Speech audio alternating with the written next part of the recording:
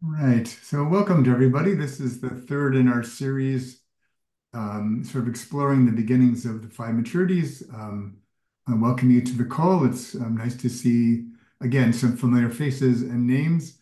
I've got a jet-lag voice, and I've been teaching most of the morning. So I'll do my best to project, but um, all right, get all the signs out of the way. All good. All right. So we've covered a lot of the beginning elements of the five maturities in our first two sessions. And I want to kind of shift the gears for this one and give you even more time to talk amongst yourselves, either to share kind of what this journey has been like for you, or if you're coming to this for the first time, kind of hear from others and also share kind of what intrigues you kind of about the work that we're doing together. And as we go along, feel free to drop any questions you have into the chat box, or you can raise your hand and we can call on you for that point in time. So let me just share my screen here. There we go. All right. Oh, I did this before too. All right. So these are the three things that we're going to talk about, and we'll give you a chance in particular to work on number two again some more. And we've got a whole bunch more in store for you in a little program we're running in October. So for those of you who are new to this, just to give you a bit of a heads up, if you have not read the paper or anything, I put together sort of a series of thoughts in the report on how to help coaching in particular to move beyond competency models to begin to think about more effective, evidence-based, useful, powerful ways of thinking about our own development as coaches. And so it started out with some work I've done for the last 15 years about knowledge sets and what goes into creating mastery and coaching. And recognized that in the end, kind of the times we live in and the nature of a lot of what our clients are bringing to us is actually calling much more for our maturity than acquiring more skills necessarily. And so I sort of paired up what I saw as five levels of maturity or five types of maturity that are important in this. And I matched each one to one of the five masteries because recognizing that our skills are only as effective as sort of the emotional architecture or maturation that we have to be able to use them wisely. And then I mapped those to the five elements from our IB model, which were sort of five factors which affect our own performance, and started to realize that there was a lot of ways in which we could begin to think about how we developed ourselves differently. And so one of the ways that we put this together was around this sort of five maturities matrix. It's the beginning of a journey to begin to explore together how we would actually assess ourselves, how we would make choices around what needs the most attention or what's asking for most of our attention in terms of our growth. And we'll talk more about that in a little bit. But for now, what I would like you to do to give you kind of a felt sense for some of this for yourself is I'm going to put you into groups in just a minute. And I'm going to ask you to reflect on a recent encounter you've had in your life or in your work that maybe either didn't go as well as you'd like, or maybe it went really differently than you had planned, or maybe in hindsight you wish you'd done something differently. And I'm going to invite you to use this slide, so you can take a screenshot of this if you'd like, um, to be able to ask yourself, what about my own maturation might I want to look at that might have made it easier for me to be more effective or more compassionate or more whatever you were seeking in that moment in time. And so I've created in the blue boxes just a very shorthand way of thinking about um, what would give you some insight about, of the five, where might you want to pay attention in if you have this encounter again? what you might want to think or narrate or do differently. I'm just going to make sure there's nothing here. Yes, request to mute. That's good. And thank you, Betsy. So I'm going to go ahead and create some breakout rooms for us, and then we'll give you a chance to talk with each other, unless you see anything else that you'd like to add for right now.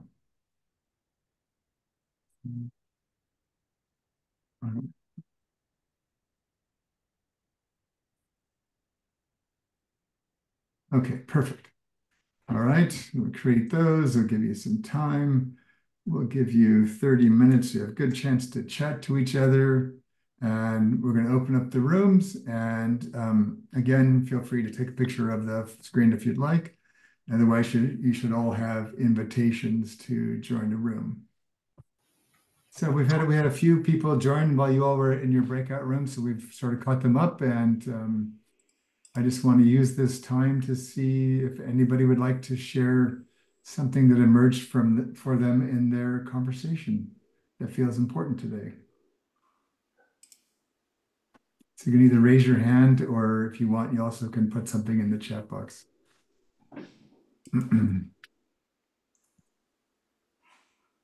Sherry. Yeah, thank you, David. I really just appreciate how much time you allowed. Seemed like a lot at first, and then when I was able to less share, more listen to people going around the model and figuring it out and wrestling with it, just having all of us having a deep appreciation for the depth and the maturity that you're presenting. And also because we're in community with each person desiring and wrestling, that feels good that it's aspirational and that we can sink into it just more and more. So thank you for that. You're most welcome. Settling into. Yeah. Tracy. Hi, thank you, David. Similar to Sherry, I was really grateful for the time. I was able to spend time with Karen, and it was just the two of us. And so it was just a really nice moment to be able to settle into the material. But what I became more aware of as I shared in conversation with Karen and thought through the material was just this increasing my capacity to be in a place of yielding to what's present in the moment.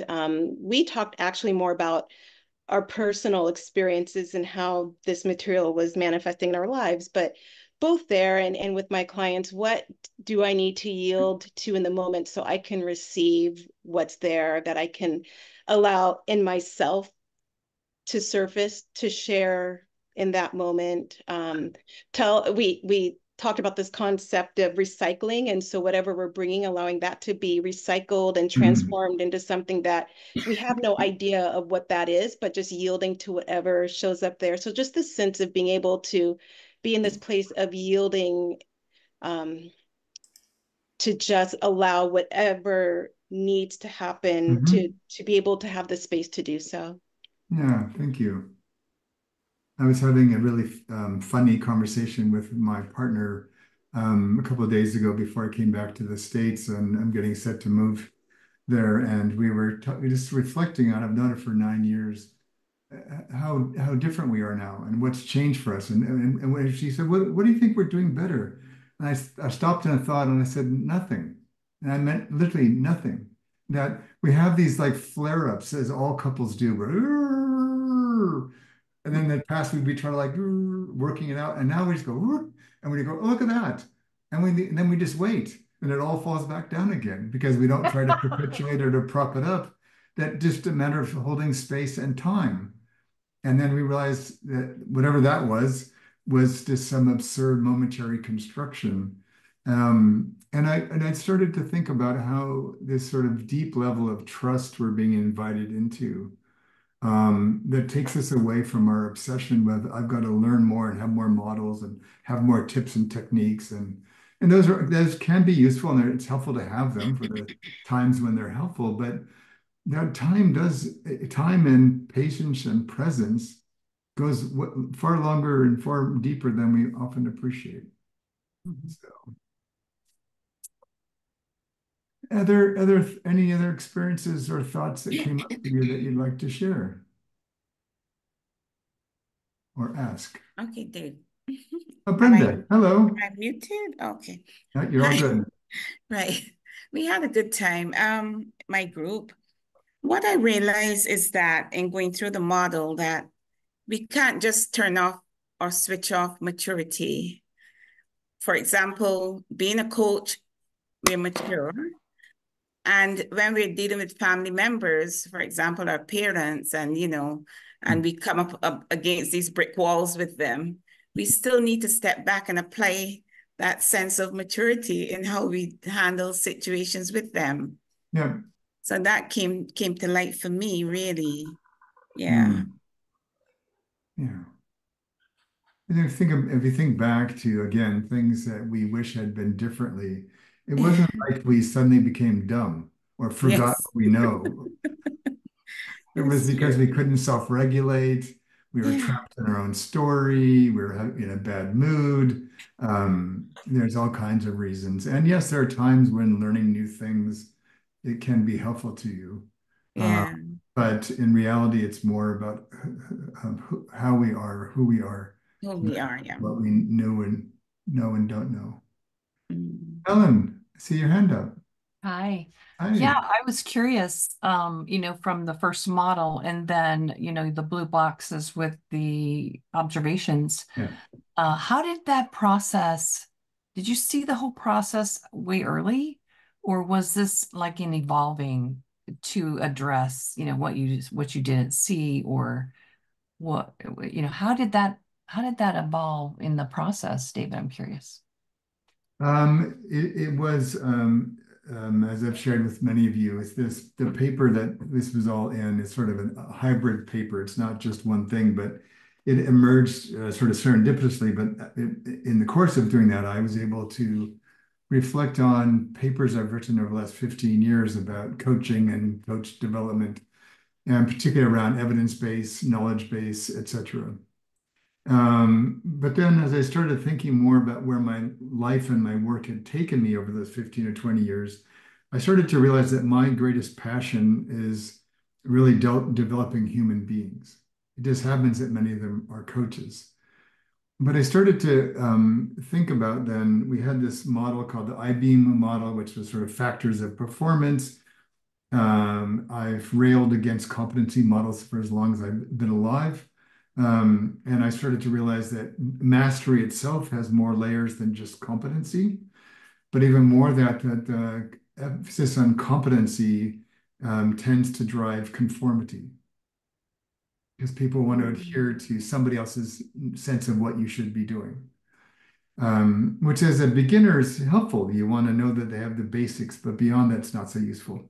So I realized that maturity was actually as important and increasingly more important in some ways than mastery, particularly as we get farther along the growth journey.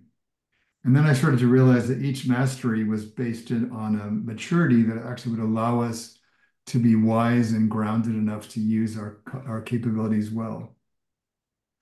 But then I started thinking about, well, how would you then, as a beginning step, think about how, when you look at, say, you've just had an argument or a client session you were not happy with, like, where do you begin? Like, how do you figure out what do I need to do differently, or how do I need to make sense of this? And so I thought I'd just start by coming up with one question or one frame for each of the 5 dimensions.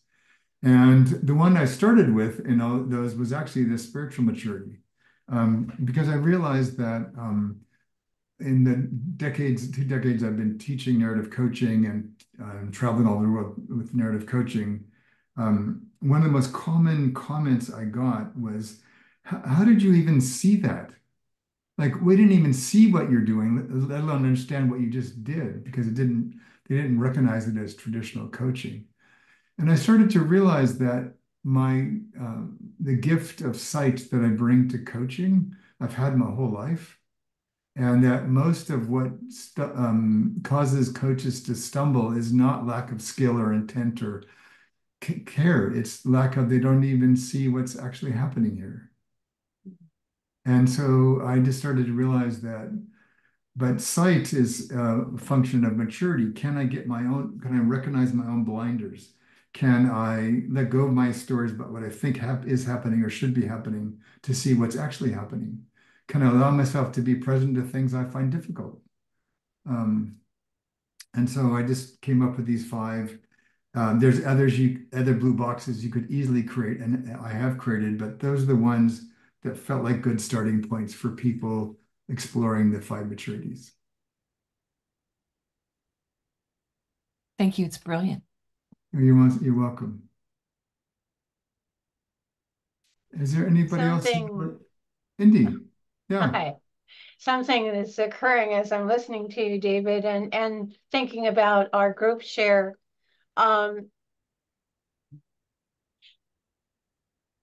concept of maturity also sometimes needs to mature. Okay. We can kind of only grow into what we see as possible. Sometimes we accidentally break through that ceiling. You know, so we encounter somebody or something that kind of pokes us through the top, but you can feel or be engaged in degrees of maturity. And when you breathe into that and through that, you might find out that you had a lot of growth space still beyond that. Yeah. And it helps to see other people, such as yourself, like with your ability to see all along your trail. It helps us honor when we also have that, and then kind of, I don't know, have the invitation to develop that muscle too. So I just see such richness in the coming together of our maturities. And rubbing up against each other's, shoulders in that, rather than being isolated and kind of, David, you have such a pioneer energy. Not only do you have the sight, but you have the capacity and willingness to put it out there with us, for us, and much gratitude for that. And it's exciting to, you've given us many times the chance to connect in individual small groups, and the richness that comes from sharing and exploring what is maturity. And that's it. Thanks, Indigo. Yeah. Sherry. Just a quick comment. I really appreciate what Indigo is saying, because it feels like that's another thing you're trying to debunk, that, okay, if I become the expert to your other graphics, then I'm mature, right? And I have had enough experience with other coaches and therapists enough to feel very anxious going into their presence, because I sense when they hit that point where they're like, okay, I'm going to use my expertise. It's a very deflating, de-energizing, de-empowering place to sit in. And you use the example, of course, of medical and everything. So I appreciate you bringing that up, Indigo. Sometimes the ceiling is like, I'm an expert, so I'm mature. Yeah. No. You got my drift on that. Very much. Yeah.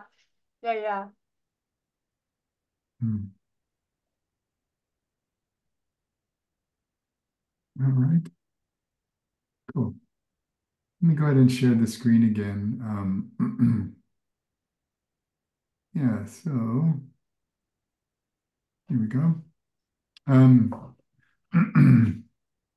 So we shared this before, but I want to just keep bringing some of this back, in part for the people that are joining us for the first time.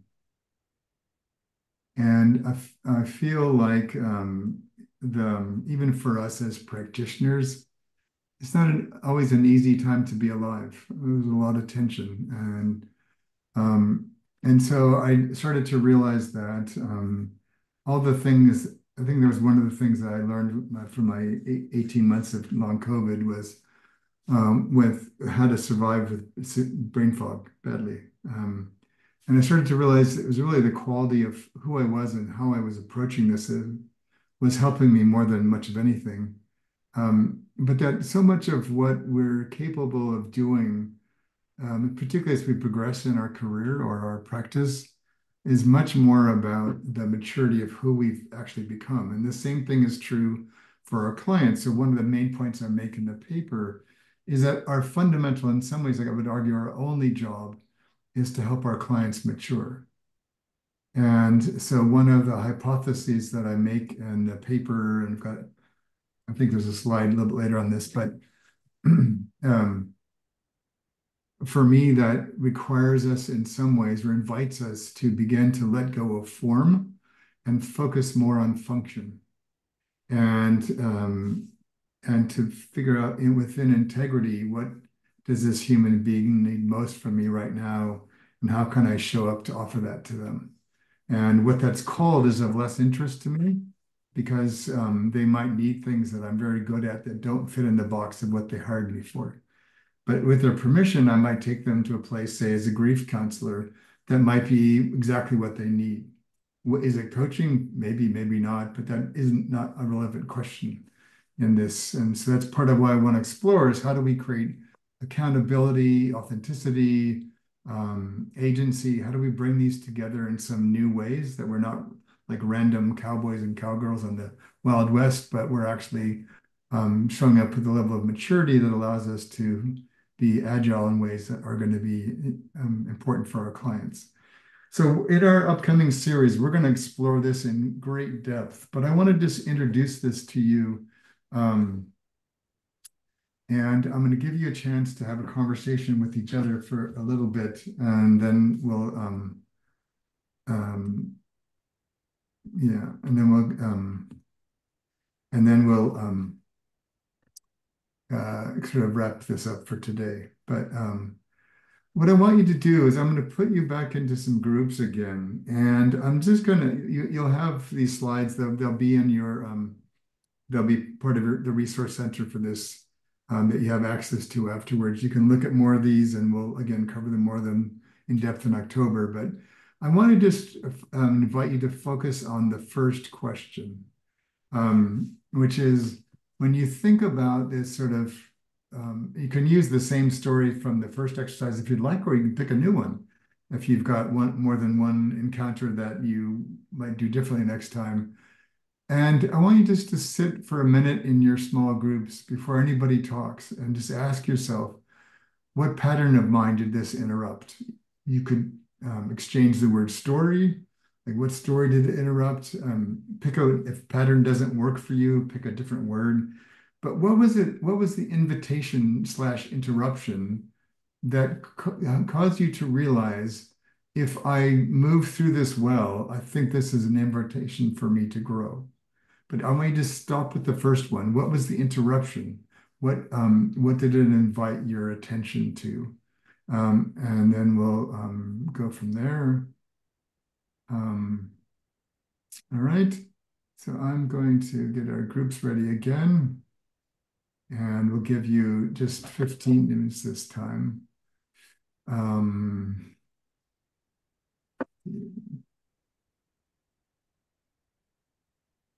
All right.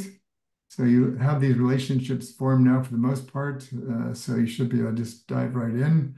But just think, again, you're welcome to use your encounter from the first practice. If you'd like to bring another one that might be better suited. Oh, and Dominic, we just ask people to think of an encounter they've had recently in their life or their work that didn't go either as well as you would have liked, or you can now see you could have handled that better or differently. And so we were going to use the 5 maturities to say, and the 5 questions, one for each maturity, which of these might shed some light on what you might need to learn from that encounter. And so you can use that, but you weren't there. So just think of an encounter where you sense that there was something that you could have done differently, or felt differently, or been differently that might have contributed to a better or different outcome for you. And then again, what is the pattern that this interrupted? You had a way of thinking, a way of acting, a way of being, and clearly that wasn't what was going to be optimal for that situation in hindsight. So what pattern of yours or assumption or story did that interrupt in you that's causing you to look at yourself in a new way? Okay. All right. So I'm going to open up the rooms and wish you a wonderful conversation.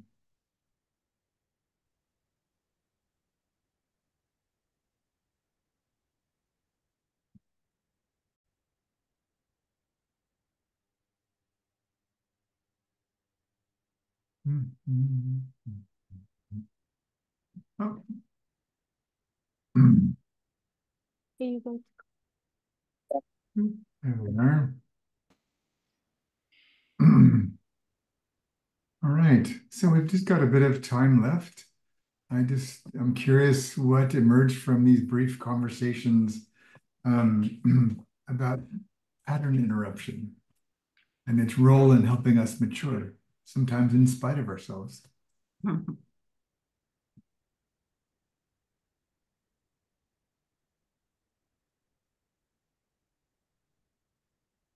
Karen. Well, Tracy had come up with the word yielding in our previous conversation, and we took the reality of the yield sign, what it's like. There's certain agreements that happen, but there's things that happen when you come to the yield sign where you're, Tracy was noting how present you have to be and the yield. But then we talked about the de-patterning at a light that doesn't function, and everything goes out the window, and how alert have to be. And I'll take Tracy's quote. She's talking about how taking on a posture of yielding, and that there's going to be a disruption, and all will experience that disruption very differently. So what awakens when you realize that everybody is unpatterning and being disrupted? And what would that posturing, or what would that be like to show up in a presence like that? Thank you, Tracy. Thank you, Karen, for bringing that into the room. Marion. Hello.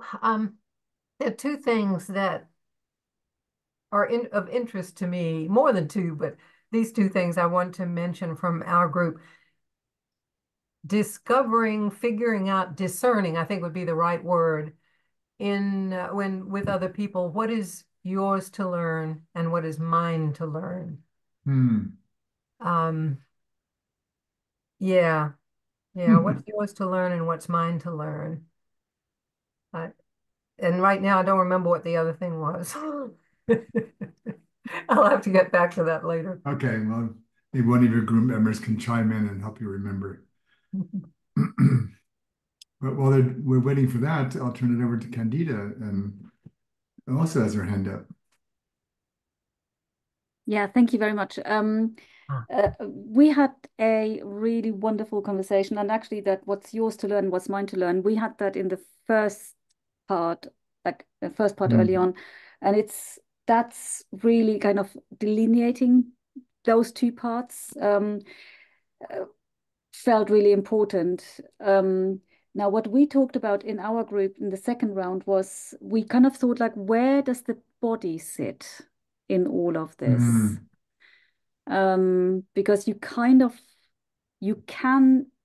bring it in, but let's say if you haven't got an awareness, you won't bring it in.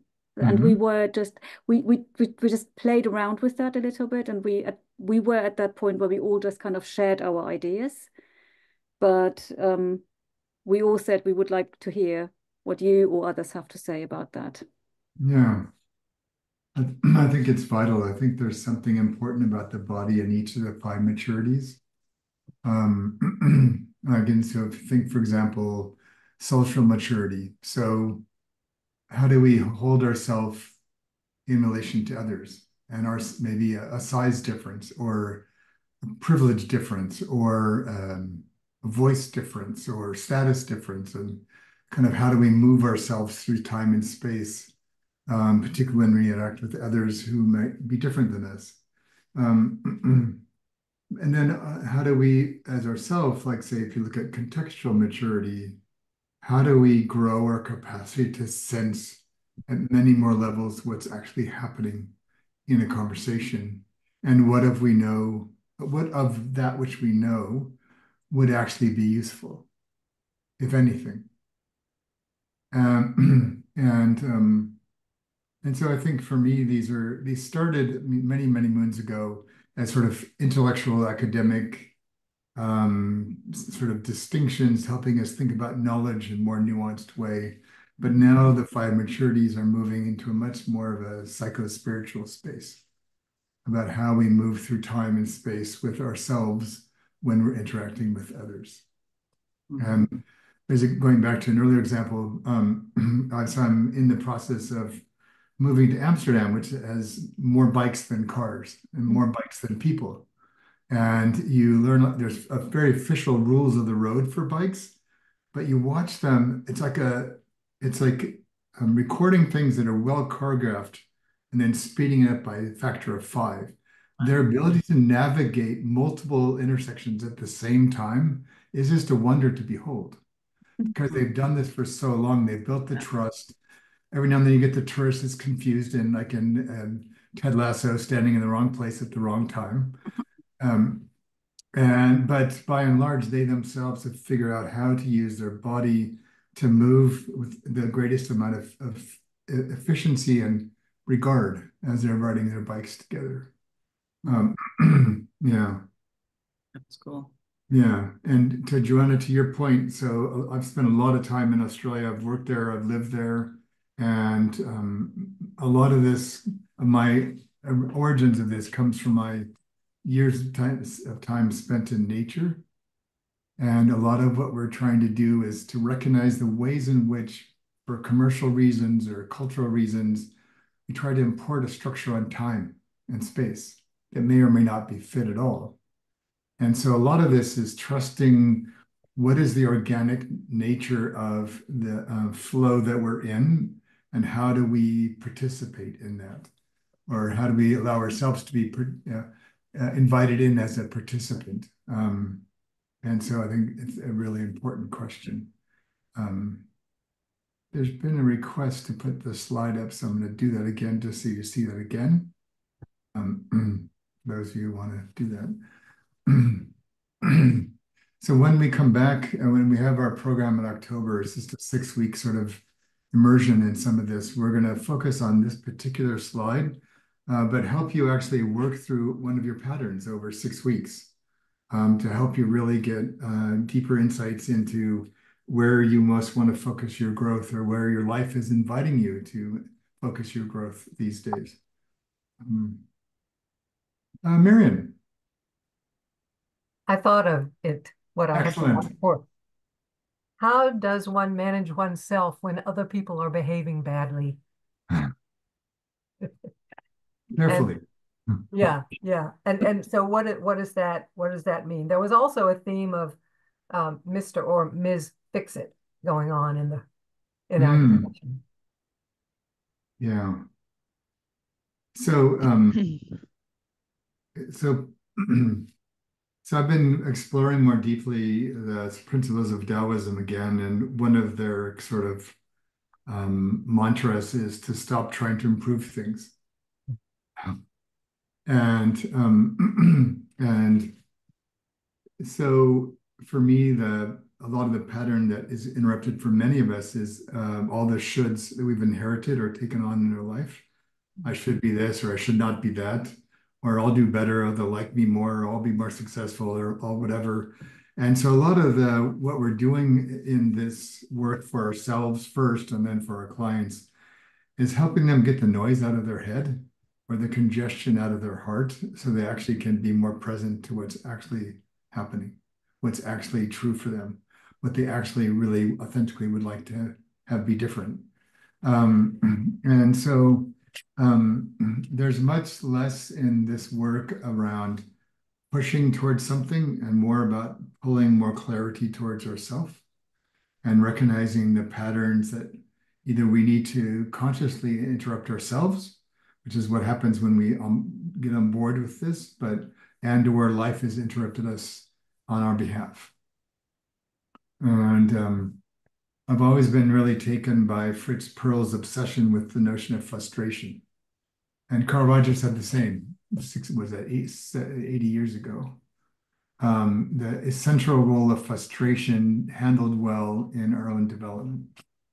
And so when people are not behaving in ways we'd like them to behave, it interrupts our calm, our complacency, our sense of how things are supposed to be. And so we can have our opinions about that, which then often keeps us from being more aware of what's this actually inviting of me.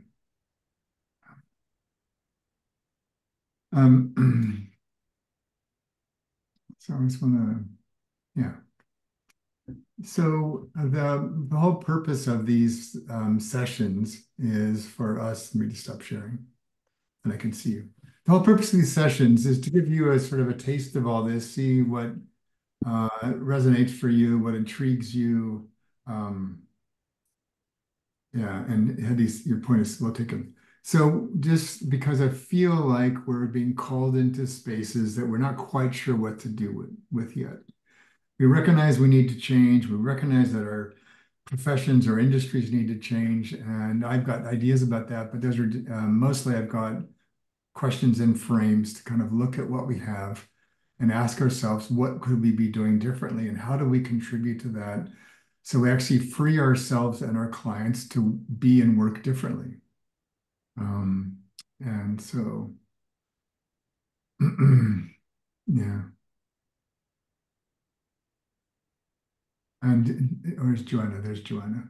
So I don't talk about love because it has sort of stigmas for some people, but there's one of the veins of gold that informs this as the field of alchemy.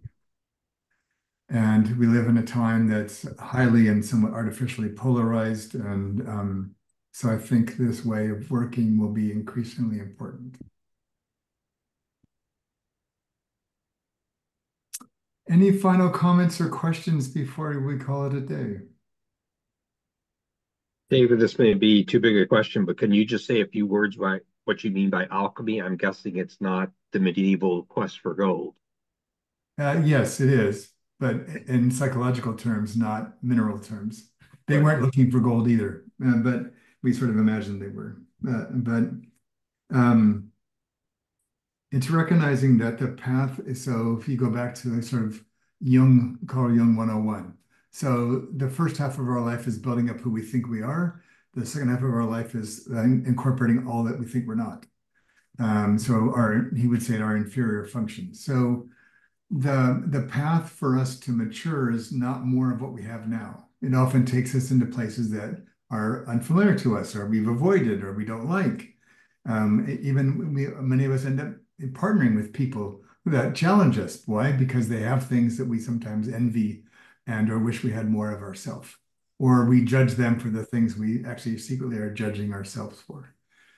So alchemy, one of its very simplistic sense is, what are the two essential elements in any situation? How do we burn them down to understand what is truly their essence? But they themselves, in Western terms, often end up being in this endless teeter-totter, which is totally not productive. And both of them are right and both of them are wrong or incomplete. So there's usually an elixir or a third element or third space that comes in and helps recognize how you could blend those two together to create a greater whole. And so if you think about just a simple distinction, some people are highly structured. They feel more comfortable and confident if there's a plan and a map and a list. Other people would want to run away as fast as possible. That feels stifling and uncreative. They're more spontaneous. They're more demonstrative. They're more spur of the moment. And if you only had either, you succeed in some realms, but not so much in others. So what is the essence of what each one offers? And so I think about that in terms of, in our integrative development program, we think of this as structured emergence. If you have only emergence, that's called a tsunami. You don't want to be standing there when one of those is coming. But you also, structure is like a drinking fountain. That's great if you're near one. Otherwise, a drinking fountain is useless to you. And so we want to create enough freedom in this work with enough structure and safety for people to actually grow. Practically, what that looks like, I have a client, they had this obsession when we started our project. We have to create psychological safety before anybody can participate. And they said, in my experience, that's not going to happen because trust is built under duress, right? You trust people that you've been through hard times with, and you got through it and you realize, oh, I can count on them to show up to be supportive, or I can count on them to speak the truth. It doesn't mean you can't create ground rules and basic rules of engagement. It just means that we build trust through action. And so alchemy for me says we have to then bring in what is that action orientation, or that sort of spark that allows these two elements to kind of come together and mature and become whole and become gold to us. And so the second half of our life from Jung's perspective is all about integrating our shadow and Right. our inferior sense of self. Nice. Thank you. Yeah. All right. I want to thank you for your time. There's more of this to come. We're doing one more session, which is basically a repeat of this for those who are not as brave as Michelle, who got up at a very early hour of the morning to come join us. Yes, alchemy is very much a philosophy. And then we'll, in a couple of days, we'll start sharing more about our 6-week offer in October, which we'd love to have you come join us. And then we've got really cool plans for next year to spend a whole year together exploring what this all actually means for us and how do we help ourselves so we can help others. Okay? All right. Be well, my friends. Until next time. Thank you. Wonderful. Thank you. Thanks so Be much, well. everybody.